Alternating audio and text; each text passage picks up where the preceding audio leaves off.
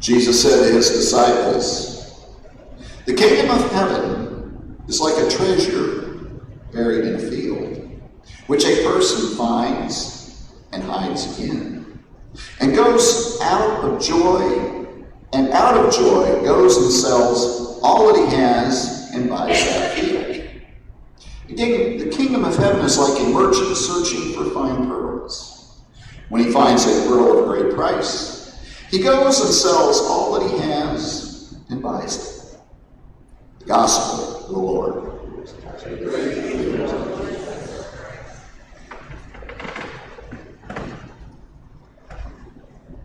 In my almost 6 years of being a deacon, I've never done this, but I've got to refer back yesterday's homily just very, very briefly. We talked a lot about the evil in the world. And I was reading my morning prayer this morning, and these three strophes stood out. Sin speaks to the sinner in the depth of his heart.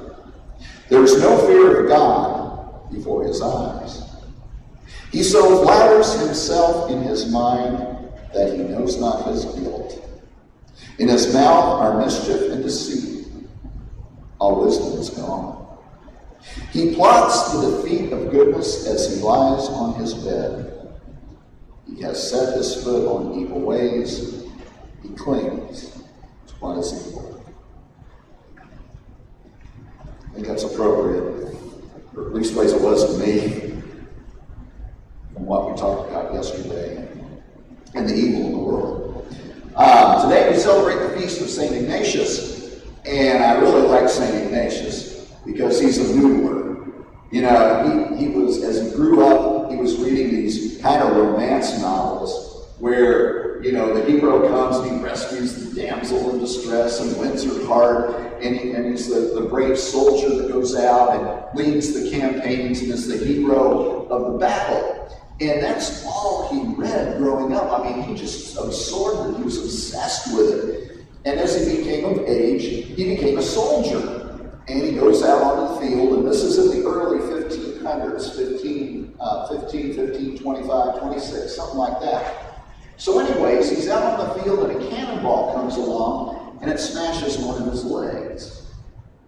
Well, remember, we're in the 1500s. There's not a lot of good medical hospitals around.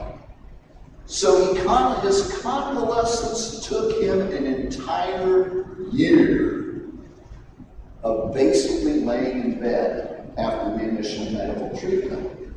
Now, my research is kind of fuzzy on this, because some of my research says he convalesced at a convent, some says at a hermitage, and some says at a family castle. But either way, all three of those renditions agree that there was no internet in the house back in the 1500s. No telephone, no TV, no newspapers. You just lay in your bed totally bored. So what does he do? He asks for books of his favorite fantasy. But all three renditions, there wasn't a book like that in the house. All that was in the house was Bible and books about the saints. So out of sheer boredom, this guy who wants to win the damsel in distress's heart, wants to be the hero on the battlefield, is reading about the saints because there's nothing else to read. Now, in the beginning, as he was reading this, he would still spend a lot of time with his own fantasies. Rereading in his mind those books. But as he went along, he spent less time doing that and more time reading about the saints. Because he began to discover that as he fantasized about his fantasy, he was full of joy. But once he stopped thinking about it, he became depressed. But when he was reading about the saints and stopped reading about the saints, the joy stayed with him. And the more he put the fantasy behind, the more joy he had. And he decided, finally, after noodling it all around, that his fantasy way of life wasn't the way to be, and he committed himself, and he got better, to becoming holy and studying for the priesthood, which he was eventually ordained a priest, and then went on to found the Order of Jesuits. Wow, what a turnaround. Really cool. So, I'm going to switch gears here now, because I love the parables. Because the parables teach us a lesson. But you've got to noodle it around. Jesus doesn't come right out and say, here's the message. You have to think about it. You have to chew on it. So, in today's first parable about the treasure in the field, for years, I'm thinking, what kind of a lunatic buries the treasure, right? That's crazy. You put it in a safe deposit box. You buy a secure safe, you put it in your home, you take it, put your money in the bank. And they had banks back then, right? I mean, people with the talents, the rich man with the talents, and he gave it to his three servants to take care of. He told the one guy, you lazy lout, why didn't you put my money in the bank? So who in their right mind 2,000 years ago buries their money? Well, their bank wasn't the bank that we think about today. Their bank was available only to the very rich, the guy that had the talents. And a talent, according to my research, is 40 to 70 pounds.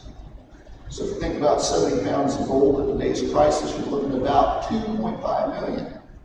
So only the rich would put their money in the bank, and the bank was the king.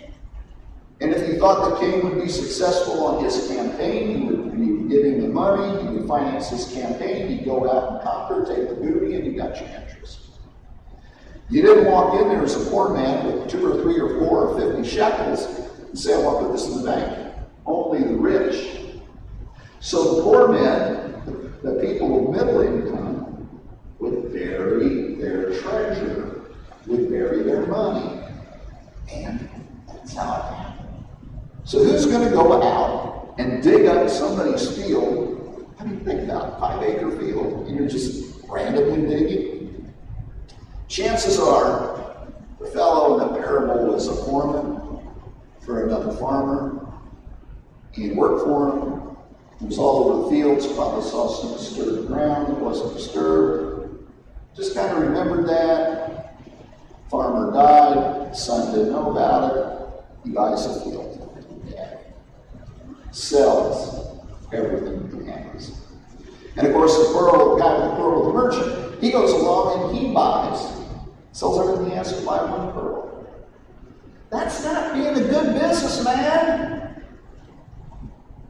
How are you going to, then you sell 1 pearl, then what do you got? You have no inventory. We're supposed to noodle it around and figure it out. When we sell everything that we have in those parables, we're putting aside our past life. And we're embracing a new life of Jesus Christ. So the treasure is Jesus. When we discover Jesus and embrace Him into our heart, we want to put all our sinfulness behind us. When we find that pearl, it's Jesus Christ. Sell everything, get rid of every bad thing that we have, and embrace Jesus Christ. That's what the parable is about. It's about embracing Jesus. So what does that mean for us today? We all have to be somewhat holy, pretty holy, maybe really great holy. You're here on weekday mass listening to a deacon babble along. Because Jesus Christ, you've embraced Him. But every one of us, and notice as I point to you, I got 3 fingers, triple pointing back at me. We're all sinners. We can do better. And the challenge of the parables is for us to put that sinfulness, that unholiness, that unrighteousness that we have in our lives, that each and every one of us has, behind us. Sell it, get rid of it, become more holy, and become closer to the goal, to Christ. To do that, to figure out where we are, we got to noodle it around. Just like St. Ignatius of Loyola. Noodle it around. Sell, get rid of that unrighteousness. Use the confessional for strength. Use Him for strength. Take the time to noodle it around.